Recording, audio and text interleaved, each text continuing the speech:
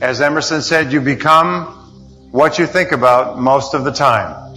Earl Nightingale, in his Strangest Secret of Success, simply said that you become what you think about all day long. So what we have found is that our outer world is merely a reflection or corresponds with our inner world. In computer language, they have an expression, GIGO, which means garbage in, garbage out. But it also means good in, good out.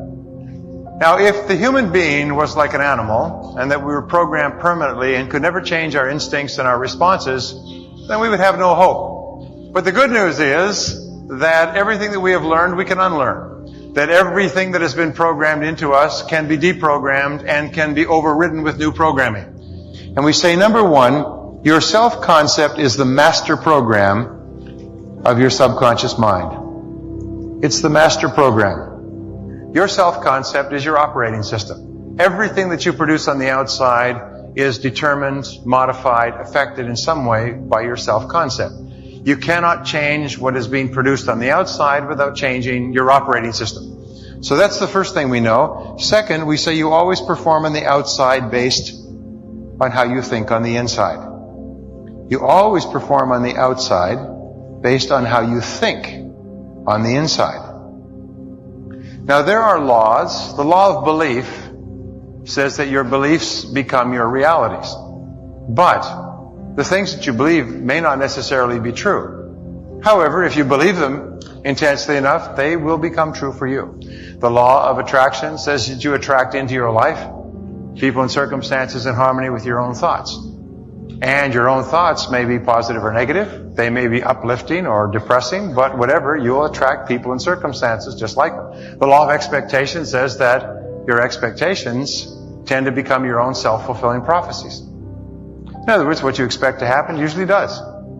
And if your expectations are based on false information, so you have false expectations, that's what will happen anyway. For instance, your expectations could be that you are destined to have an extraordinary life and be extremely successful. Is that no matter what happens, it's all part of a learning process that is leading you inevitably to great success, happiness, and accomplishment. And if you absolutely expect that to be true, if that's your fundamental belief, then over time that will become true. You'll be able to throw off the ups and downs of life. You'll be able to ignore the negative influences around you. If you confidently expect to be a great success, then by gum, you sure will be. No matter what people tell you, you just say, well, it'll be all right. Everything will work out fine. And we know that an attitude of confident expectation is a hallmark of highly successful people. They just expect to succeed more than they fail. They expect to be liked by others more often than they're disliked.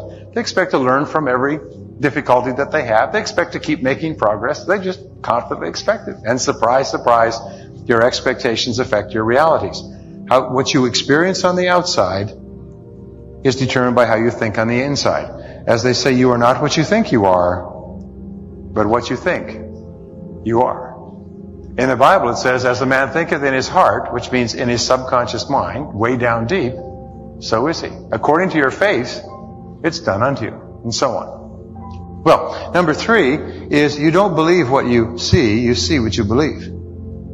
You see what you have already decided to believe. Irrespective of whether or not that information is based on false information. One of the great rules, by the way, one of the most important of all principles, is to challenge your self-limiting beliefs. You see, we are all plagued by self-limiting beliefs. Beliefs that we tell ourselves, things that we tell ourselves to hold ourselves back. We shoot ourselves in our own feet and then we admire our own marksmanship.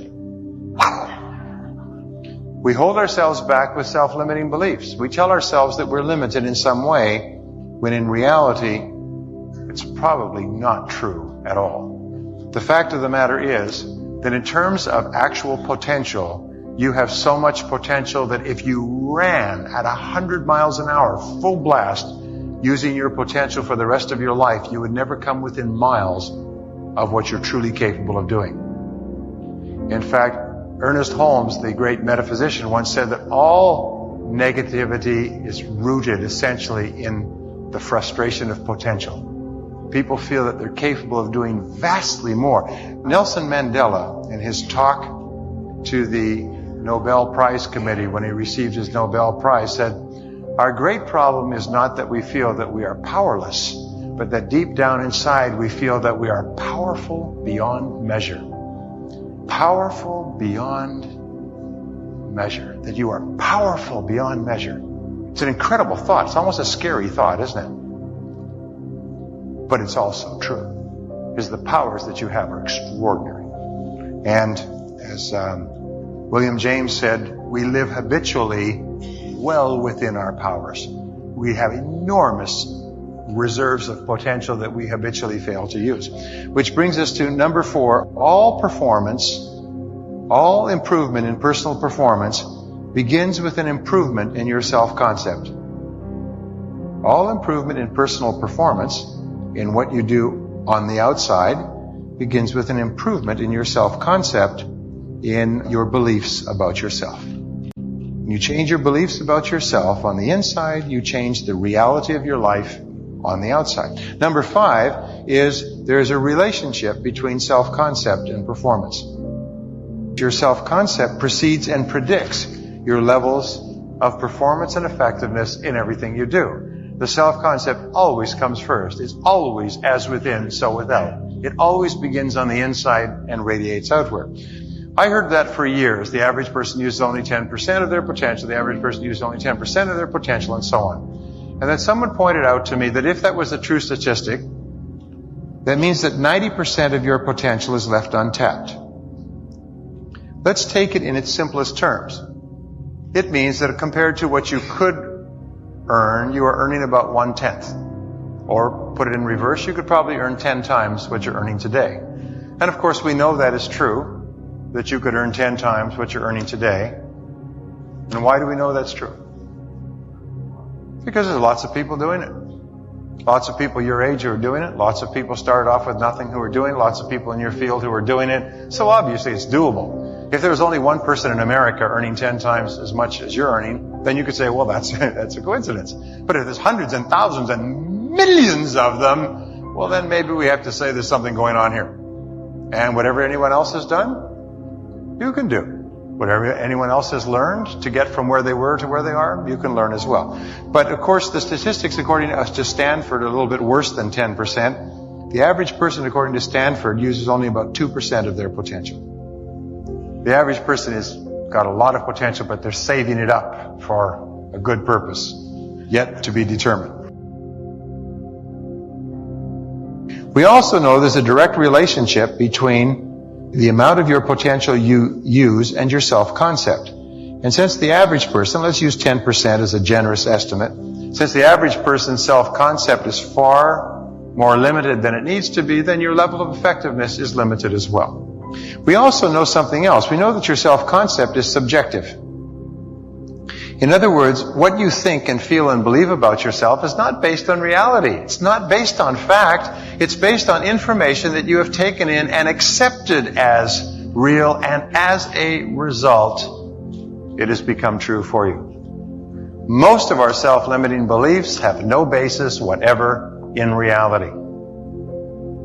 If you ask an adult, can you play a violin? He'll say, no, I don't play a violin. You ask a child, the child will say, I don't know, I haven't tried yet.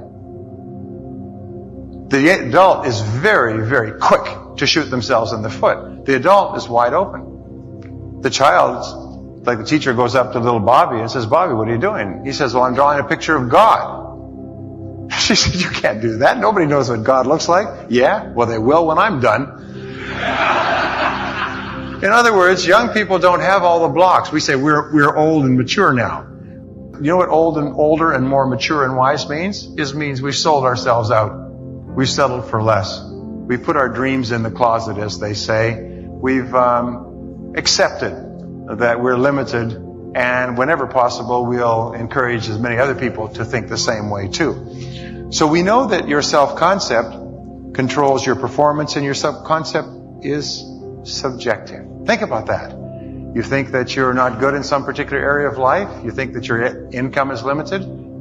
It's subjective. Now let me explain to you what I mean. We each have a series of mini self-concepts. You have a self-concept for how you dress, and you have a self-concept for how you play a musical instrument, and a self-concept for how well you tell jokes, and speak in public, and a self-concept for how punctual you are, and how well you use your time, and how much you read, and whether or not you listen to audio programs in your car. You have a self-concept for how smart you are, how creative, how quickly you learn, what kind of a memory you have. You have a self-concept for how likable and personable you are with others. If you're a salesperson, you have a self-concept or a mini self-concept for each of the different parts of selling. For instance, for telephone skills, prospecting, approaching, questioning, presenting, answering objections, closing, and so on. You have a whole series of tiny little self-concepts that put all together, combine to give you your overall self-concept as how you are as a salesperson. You have a self-concept for what kind of a parent you are, what kind of a child you are to your parents, what kind of a husband or wife, what kind of a lover you are, what kind of a drinker you are, how much you drink, how much you weigh. You have a self-concept for your manners. You have a self-concept for every part of your life that you consider important. By the way, men have a self-concept for driving. All men are excellent drivers in their self-concept. This, by the way, ladies, is a genetic thing. We have an extra chromosome that has not yet been discovered for excellent driving. You can tell, by the way, when your self-concept is challenged, your inner beliefs about yourself, is because you instantly react negatively. You just like your mother. You're never on time. If it's a clash with what you believe yourself to be, you react defensively and angrily. It's just natural. You have what are called triggers that a person can just push and get you going. So gentlemen always have the ability to drive well. And any lady who has ever corrected a man's driving knows that we do not respond too well to it. Women, by the way, have a self-concept for manners. Women are absolutely wonderful about manners. It is women that actually hold society together because they're so cognizant of the correct ways to do things. And even if a woman is wearing rags and covered with dirt and throwing dishes and screaming, if you ever accuse her of having had poor manners, she will never forget. Now, here's the point that turned my life around many years ago with regard to self-concept. I couldn't believe this. I stood there staggered. I still remember the time and the place I learned it many years ago, is that each of us has a self-concept with regard to the amount of money that we make. And that you can never earn more than 10% above or below your self-concept level of income without engaging in compensatory behaviors. Your self-concept is like a thermostat, and it has what is called a comfort zone. And your self-concept level of income is your comfort zone. And you strive to get into the comfort zone, and that we know two things about the human psyche. We strive to get into a comfort zone and then stay there, and we will resist any change that moves us out of our comfort zone, even positive change. Second of all, if we're moved out of our comfort zone involuntarily for any period of time, we'll struggle to get back into it and rebuild it immediately. Has anybody ever gone on a 2 or 3 week vacation somewhere? You know, you go away, you rent a condominium. Very first thing you do is you go down to the store and buy all the same foods you left back at home. Sometimes you take your own coffee cup, and from our kids we take their toys, their blanket, and their pillow. In other words, we move and we recreate a new comfort zone. So, we know that the amount of money that you earn today has nothing to do with what you're capable of earning. It has only to do with where your comfort zone is today. If you earn 10% more or above your self-concept level of income, you'll immediately engage in what are called compensatory behaviors, throwaway behaviors. You'll do everything possible to get rid of the money. That's why, by the way, you often hear about drug dealers. They'll leave a briefcase full of money in a taxi cab. They'll actually lose it on the street. It's because deep down inside, this money is so far beyond their self-concept that they just lose the money. They just forget it. Well, if you go 10% or more below your self-concept level of income, you engage in scrambling behaviors. You work longer hours, you work harder, you take additional training, you get interested in other jobs and second income opportunities. But once you get into your comfort zone, you stay there. As it happens, your comfort zone is about 40% below the amount that you actually need right now to be comfortable. This is a basic study. People have said, how much you earn today, how much would it take for you to be comfortable? They say basically about 40% more on average. Then I'd be comfortable, but then that would become your new comfort zone. And if they ask you the question a year from now, what would it be? 40% more. No matter how much you earn, you just simply adjust your comfort zone. When I learned this, I realized that if I could raise my thermostat, my financial thermostat, I could increase my income. And that was the turning point. It enabled me to increase my income 10 times in the next 5 years, and 10 times in the next 5 years. And I've shared these ideas that we're talking about here today with lots of people, and they've done the same thing. Absolutely phenomenal. The critical thing was that no matter how hard you work on the outside, nothing will change if you don't change your comfort zone, your self-concept on the inside, which is what we will talk about doing, and we are talking about doing throughout this course. So, we know that your self-concept is made up of 3 parts. The first part, A, is your self-ideal. Your self-ideal is composed of your goals, your values, your aspirations, the qualities that you admire in yourself and others, your hopes, your dreams, and your visions. Now here's an important point. This is your ideal. This is the person you would ideally like to be at some point in the future. Your ideal exerts an enormous influence on the direction that you go in life, on what you do in the present to assure that you arrive there in the future. What we know is this, and I could spend an entire day on this, but we know that the critical word in here is clarity. Successful people are very clear about who they are and where they're going and what they want to go and what to do and what they want to accomplish. They're very clear. And as a result, this acts almost like a magnet, and it pulls them forward in the direction of making their ideal into their real. So the greater clarity you have about who you are and what you would ideally like to be and have and do sometime in the future, the more likely it is that you will move rapidly toward your goals, and your goals will move more rapidly toward you. What do we know about unsuccessful people? Is that they're very fuzzy about their ideals. In most cases, they have no ideals at all. They compromise whatever qualities they may espouse.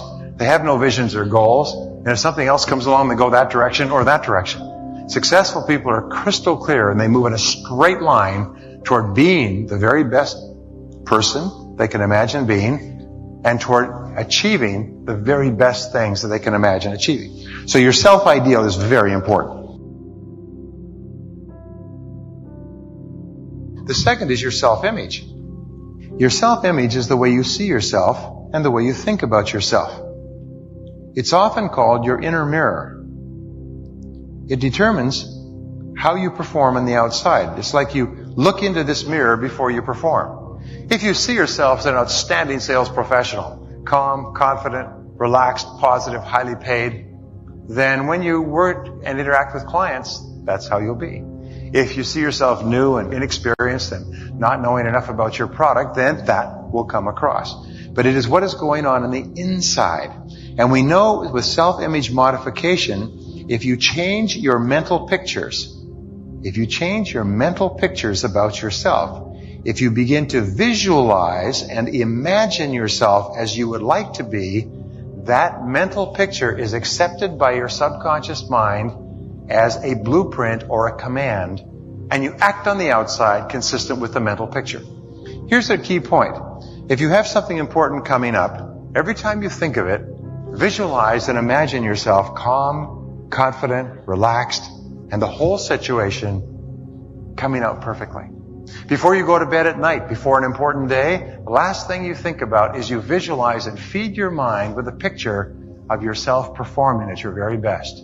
Then your subconscious mind takes that picture into the laboratory and works on it all night long. The next morning, next day, when you get out and you go into that situation, you'll find that you function beautifully. All top athletes, all Olympic athletes use these techniques all the time to train themselves, continually visualizing themselves at high levels of performance. Very important. C is your self-esteem. Now, your self-esteem is really the core of everything. Your self-esteem is how you feel about yourself. Your self-esteem is the reactor core of your personality. It's what determines your level of energy. It determines what kind of a person you are. People with high self-esteem are likable and personable. They get along well with other people. They feel good about themselves. They're seldom sick. They have high levels of energy. People with high self-esteem are the most desired and desirable people in our society. The two characteristics of high performance and selling are high self-esteem and high self-responsibility. And each one feeds the other. A person who has high self-esteem accepts responsibility for their life. And a person who accepts a high level of responsibility has high self-esteem. And the very best definition of self-esteem is how much you like yourself. How much you like yourself. How much you like yourself as a parent. How much you like yourself as a sales professional. How much you like yourself as a spouse. How much you like yourself as a man or a woman. How much you like yourself in terms of physical fitness and health. How much you like yourself in terms of your income or your ability to speak or tell jokes or get along well with others. How much you like yourself. And we know that your overall self-concept is an average of your self-concept in all the areas of your life that you consider important. We also know that since you become what you think about, if you say the words, I like myself, I like myself, I like myself. If you say, I like myself, your overall self-concept goes up. When your overall self-concept goes up, your levels of performance and effectiveness in each area of your life go up as well. The more you say, I like myself, I like myself, I like myself, I like myself, the better you do. The better you do, the more you like yourself. The more you like yourself, the better you do. The flip side of self-esteem is self-mastery, self-efficacy. The more you do, the better you like yourself. The better you like yourself, the more you do. And by saying, I like myself, I like myself, I like myself, I like myself, you actually build your self-concept up and you do better at everything you attempt. Try it. Say, I like myself.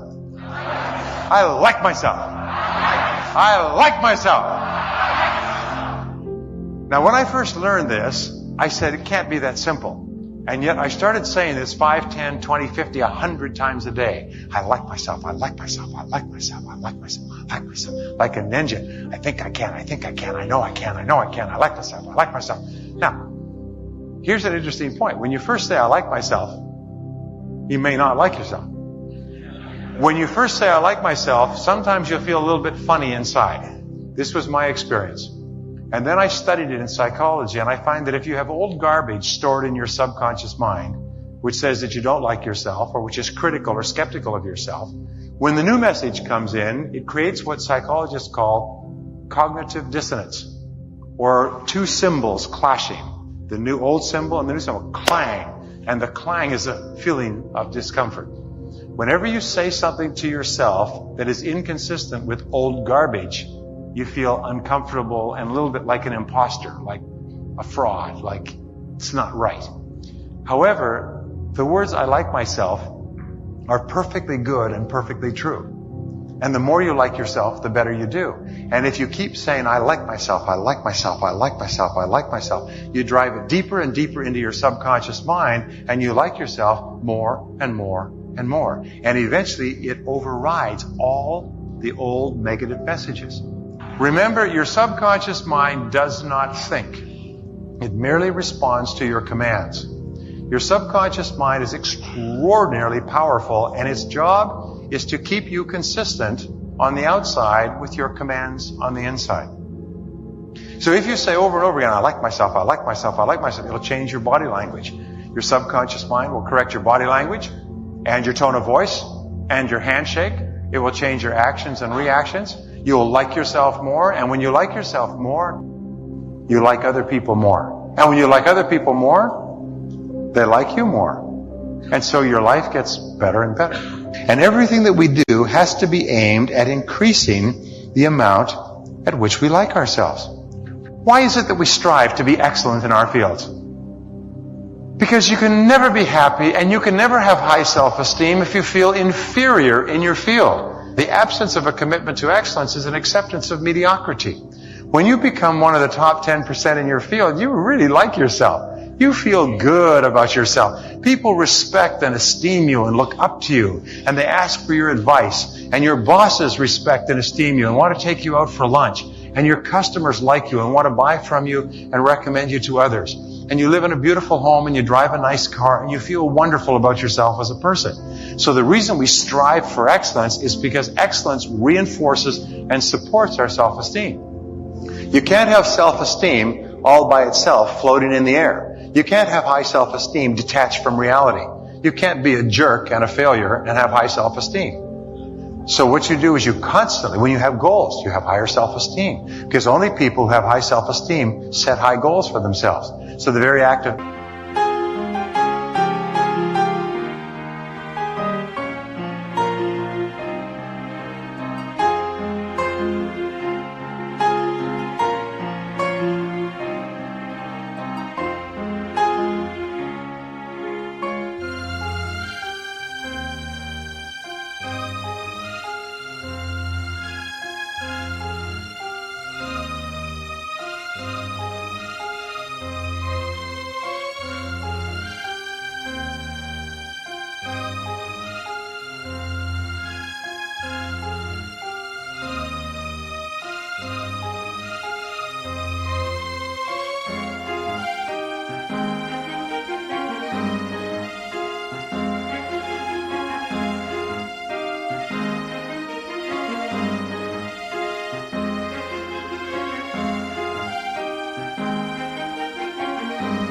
setting high goals creates what is called the reversibility effect.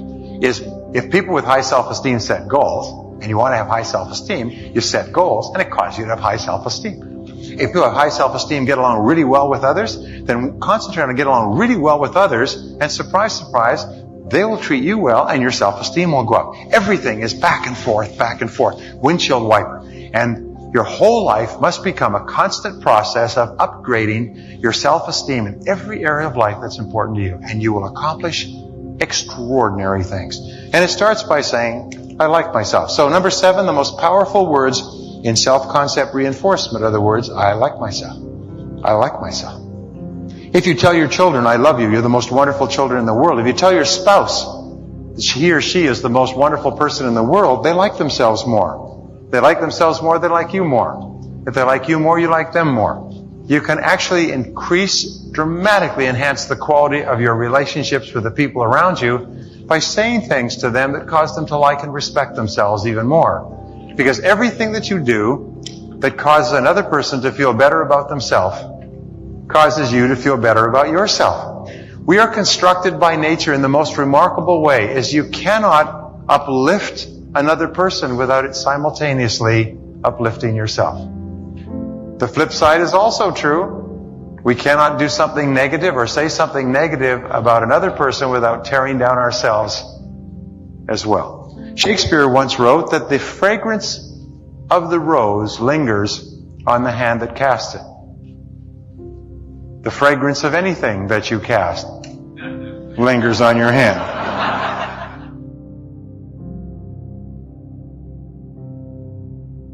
Number 8, there are 2 major obstacles to high performance. The first, A, is the fear of failure.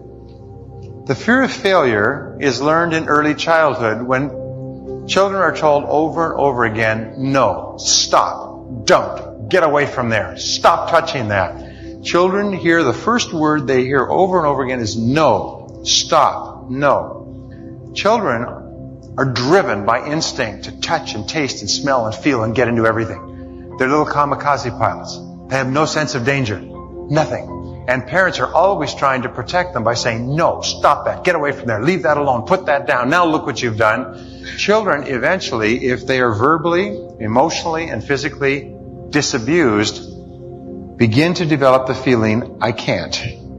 I'm too small. Every time I try something, Mommy gets mad at me. They get angry with me. They shout at me. I can't. I can't. I can't. And as adults, whenever we're presented with a new opportunity, a new possibility, a book, a tape, a course, a job, a promotion, the first thing, I can't. I can't. Come up here and speak to the group. Oh, God, I can't. I can't. I can't. Just stand up and tell us how you got to where you are in your life. Oh, 54% of adults would rather die than speak in public. I can't. So whenever you're confronted with an opportunity to do something different, your natural response, which is taking you out of your comfort zone, I can't. We always feel this fear of failure in our solar plexus. It starts in the front of our body, and our solar plexus moves up through our stomach to our heart, our lungs, our throat. Can even give us headaches, can cause our bladder to go loose and cause us to have to run and go to the bathroom. This fear of failure is terrible. And the way that you countermand the fear of failure, whenever you think of something that is fearful, you say the words which override these words. The words are, I can do it. I can do it. I can do it. I can do it. Tell your kids you can do it. Tell your spouse you can do it. Tell your friends you can do it. Tell people who are looking at a new challenge you can do it. Start a business you can do it. Call on a big customer you can do it. Just tell people you can do it, because every single time you reinforce somebody else, you reinforce your own courage. What is the word encourage? It is to instill courage into. When you encourage other people, you actually encourage yourself. And remember, fear is the big enemy. Our job is to get rid of this fear of failure. This fear of failure that holds us back and paralyzes us. Imagine if you weren't afraid of anything in the whole world. What a difference it would make. Imagine if you were guaranteed a success in anything. If somebody waved a magic wand and said, whatever you do from now on, you'll be successful.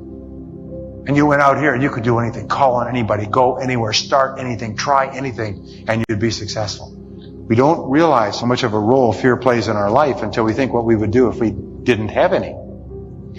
And B is the fear of rejection. Fear of rejection is the second big fear, and it's learned when children are told, you better or else. If you don't, you're going to be in big trouble. Now you're in trouble, and parents withdraw their love and affection from the child and express disapproval and anger for what the child does.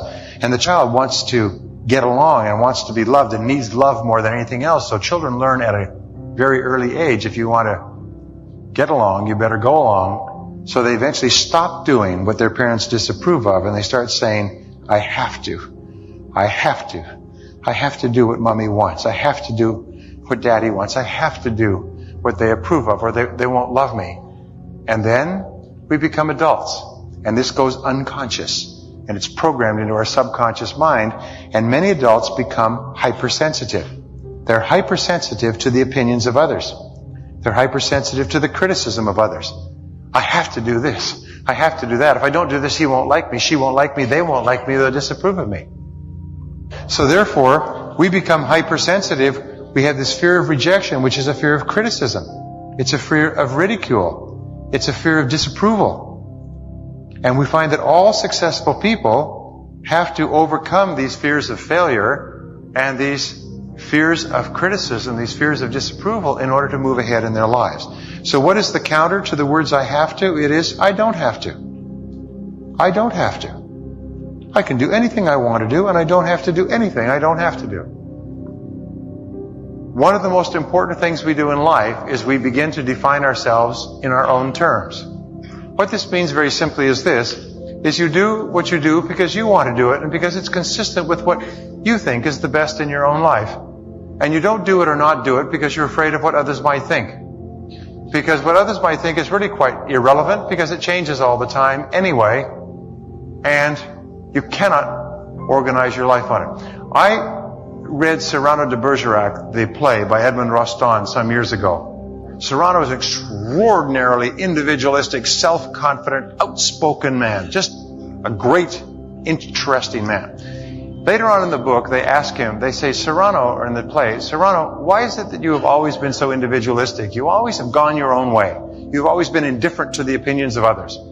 He said, as a young man, I thought about this a lot, and I realized that the opinions of others were inconstant and constantly changing. So I resolved to follow the law of least resistance in this, that I would please at least myself in all things. And you know something? This is the height of rationality. Because everybody else's opinion comes and goes and changes and is inconstant as the wind and the weather. Please at least yourself. If you have to doubt, you say, what do I want to do? What do me, really want to do? And don't sacrifice your life because of what you think that others may think. Because the fact of the matter is, if you knew how little others really thought about you, you'd be insulted. Don't ever sacrifice your life because of your concern with what you think others may think.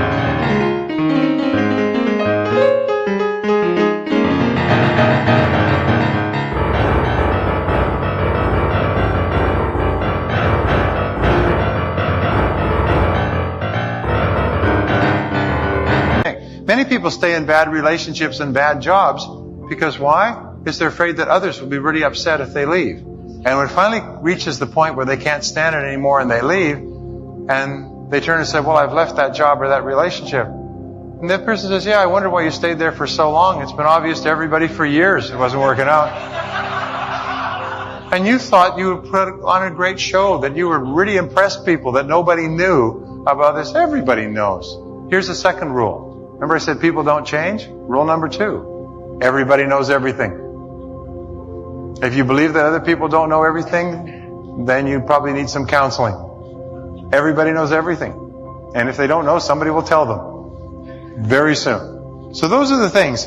I like myself. And here's the most wonderful thing, is that the more you like yourself, there's a direct relationship, a reverse relationship between self-esteem on the one escalator and your fears of failure and rejection on the other. Is the more you like yourself, the less you fear failure. The more you like yourself, the less you fear rejection. The more you like yourself, the less fears you have. So when you say, I like myself, and I can do it, and I don't have to do anything I don't want to do, when you talk to yourself in a positive way, you think, feel, and act in a positive and constructive way. 95% of your emotions at any moment are determined by how you talk to yourself.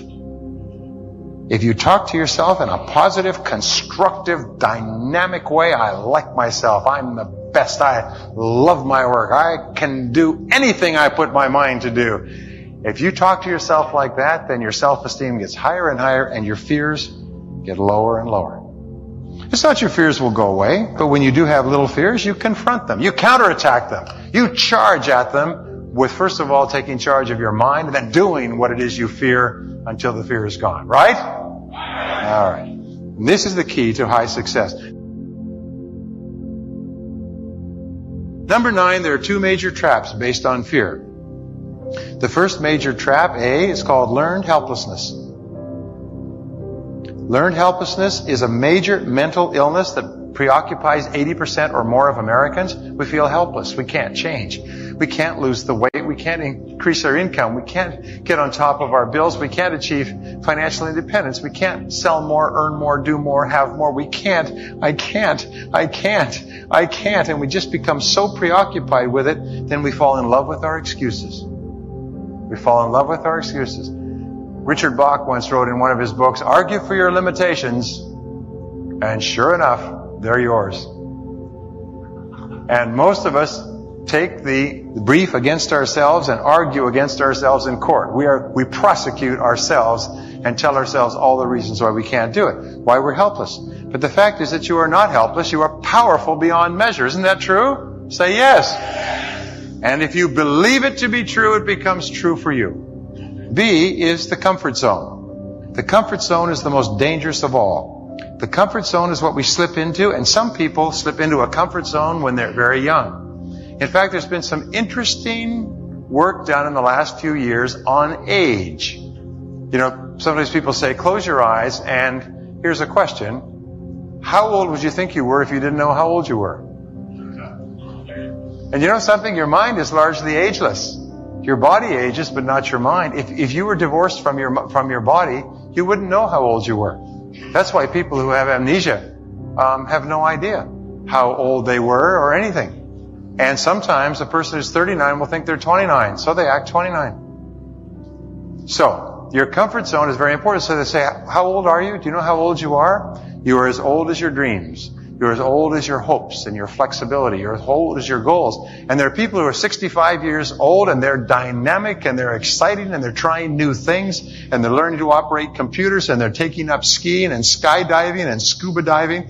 And there are people who are 25 who are old because they've gotten into a comfort zone, and then what they do is they protect and defend and backpedal and shovel and so on. So, what is your comfort zone? And whatever it is, get yourself out of the comfort zone with bigger goals. And we'll talk about this. Bigger goals, bigger dreams, bigger visions. And whenever you see somebody else who's doing something well, you just say, why not me?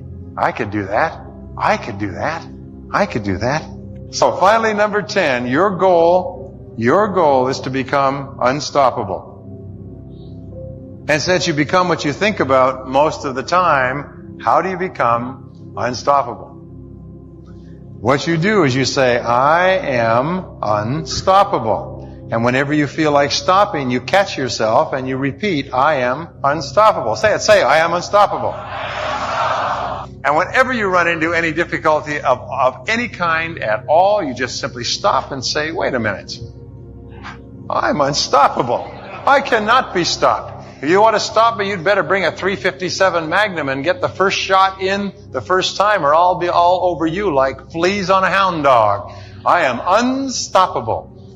I studied this for 30 years, and I've concluded that everything that we learn about the development of character and personality comes to a peak at being unstoppable. Being the kind of person that launches and refuses to stop until you darn well achieve what you want to achieve, right? Be unstoppable. And the more you like yourself, the more you persist. The more you like yourself, the less likely you are to stop. And you know what we have found is that people who don't stop eventually succeed greatly. And the number one reason for underachievement is people stop. Is that there's no limit on what you can accomplish if you're absolutely crystal clear about where you're going, and you're crystal clear about who you are on the inside, and you like yourself and you don't stop. But here's the most incredible thing. It takes tremendous self-discipline to do these things, because every single force in our psyche pulls us back. And every time you persist, every time you use your discipline to persist, you increase your self-discipline. And every time you increase your self-discipline, you increase your propensity to persist. And every act of self-discipline and persistence raises your self-esteem, because you like and respect yourself more, because you know you're the kind of person who didn't quit when others did. And when you like yourself more, it gives you greater discipline and greater propensity to persist. So all of these qualities, which are acts, behaviors that you do as a conscious result of willpower, you decide, by gum, that's what I want. By gum, this is who I am. By gum, that's where I'm going. And when you refuse to quit, you like yourself more and more, which makes it less and less likely that you'll ever quit. And you'll finally reach the point where people will say, well, she will never quit. If she says she's going to do it, she's going to do it. You can take that to the bank. He will never quit. He's not the kind of person that quits. Once he says he's going to do something, one thing I know about him is he will never stop. When you get that kind of a reputation, not only is your great success materially guaranteed, but your happiness and your respect and esteem in life and with the people around you is guaranteed as well. You become one of the finest people in our society, and you did it because you made yourself. You sculpted yourself. You crafted your own personality. It wasn't done to you or for you or with you. You did it yourself, which causes you to like yourself more, which makes you persist even more, which raises your self-discipline, which makes you more likable and more personable person, and which makes you more successful in everything you do.